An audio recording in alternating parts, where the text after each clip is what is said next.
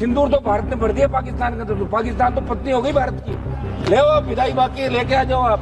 सुरक्षा की गारंटी के नाम पे वोट लिया, आखिर कब करोगे? आपका तो नारा ही ये था कि पाक अधिकृत कश्मीर पे कब्जा करेंगे जब हमारी सरकार आएगी। लगातार आपने 14, 19 और 24 के अंदर बात की।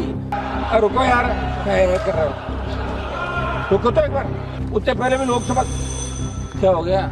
10:30 11 बजे बुलवा रहे हो आप, ठीक है। खबर तो अखबार में छपनी नहीं, ये तो तय है।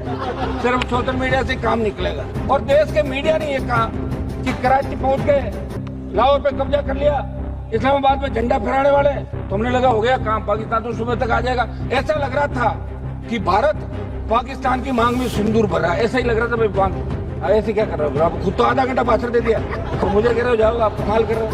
मैं सही कह रहा हूँ, मैं तो हमेशा, आपको पता ही नहीं है आप कौन से सेना में जाते हो।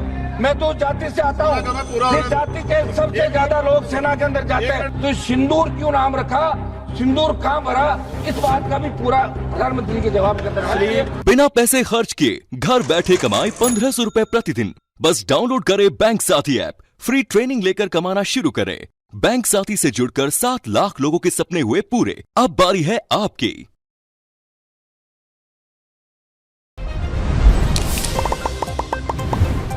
मोदी जी ने 11 साल जो हमें सुरक्षा की गारंटी के नाम पे वोट लिया और ये बात कही कि हमारी सरकार अगर एनडीए की आई तो हम शहादत नहीं होने देंगे, हिंदुस्तान सुरक्षित होगा।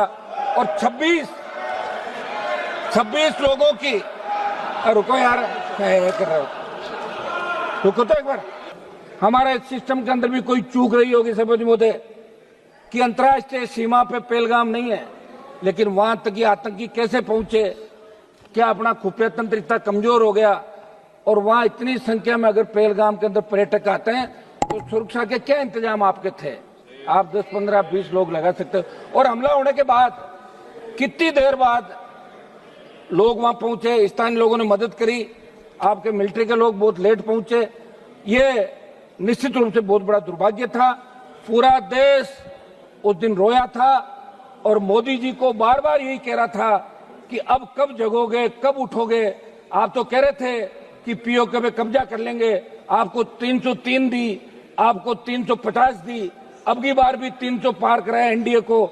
आखिर कब करोगे? आपका तो नारा ही ये था कि पाक अधिकृत कश्मीर पे कब्जा करेंगे जब हमारी सरकार आएगी। लगातार आपने 14, 19 और 24 के अंदर बात कही। हर हिंदुस्तानी के मन के अंदर एक ही बात थी कि अब की बार पाकिस्तान का इलाज हो जाएगा। निश्चित रूप से इजराइल जैसे छोटे देश जो अपनी लड़ाई खुद के दम पर लड़ रहे हैं, 140 करोड़ का भारत देश जिसकी सेना विश्व के अंदर सबसे मजबूत सेना है। जब भी सेनाओं की बात आती है तो कारगिल युद्ध के दौरान 20,000 फीट ऊंची पहाड़ियों पे अगर 50 किलो गोला बारूद AK-47 लेके इस विकट परिस्थितियों के अंदर पहाड़ी पे चढ़ते हुए लड़ाई किसी ने लड़ी तो हिंदुस्तान की सेना ने लड़ी, गुजरात रेजिमेंट के हमारे जवानों ने लड़ी। ये अमेरिका के अखबारों के अंदर छपा था। सभापति महोदय, बहुत बड़ा दुर्भाग्य है कि 22 अप्रैल को घटना घटित हुई और 8 मई की रात को ऑपरेशन सिंदूर की शुरुआत हुई। 2 दिन चला, आपने कहा पाकिस्तान घुटनों के बल आ गया और देश के मीडिया ने यह कहा कि कराची पहुंच गए, लाहौर पे कब्जा कर लिया, इस्लामाबाद में झंडा फहराने वाले। तो हमने लगा हो गया काम, पाकिस्तान तो सुबह तक आ जाएगा। और आपने नाम भी सिंदूर रखा, ऐसा लग रहा था कि भारत पाकिस्तान की मांग में सिंदूर भर रहा है, ऐसा ही लग रहा था जब सिंदूर नाम रखा।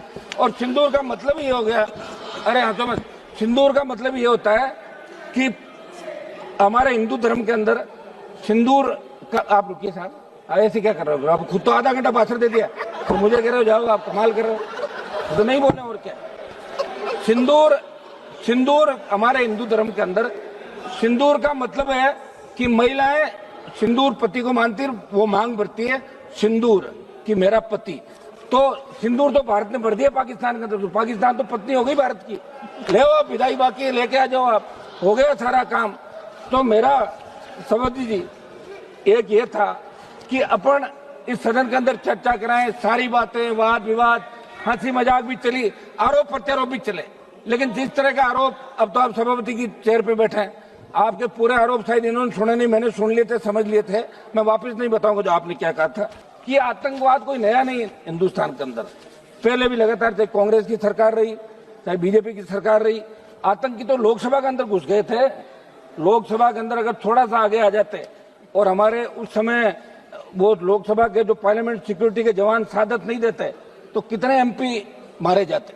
उससे पहले भी लोकसभा क्या हो गया, बोलने दो ना, दो एक मिनट बोलने दो। अभी अभी है कुछ। एक तो मेरी बात सुनो, 10:30-11 बजे बुलवा रहे हो आप, ठीक है, खबर तो अखबार में छपनी नहीं, ये तो तय है, सिर्फ सोशल मीडिया से काम निकलेगा।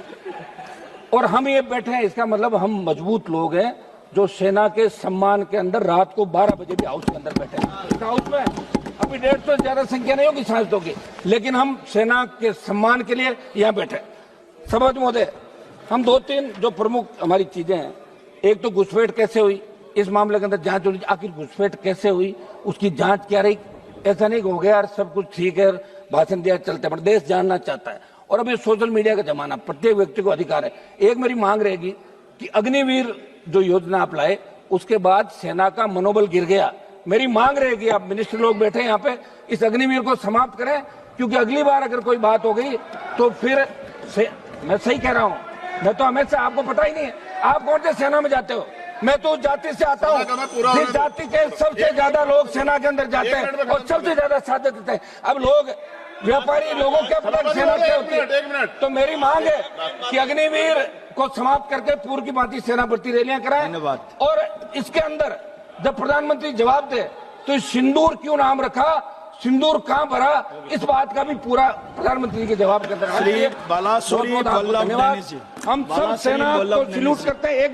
एक मिनट साहब सुने, सेना को हम सैल्यूट करते हैं और इसके अंदर जो लोग सीज फायर श्री बालासुरी वल्लभ जो लोग मारे गए उनको भी हम नमन करते हैं।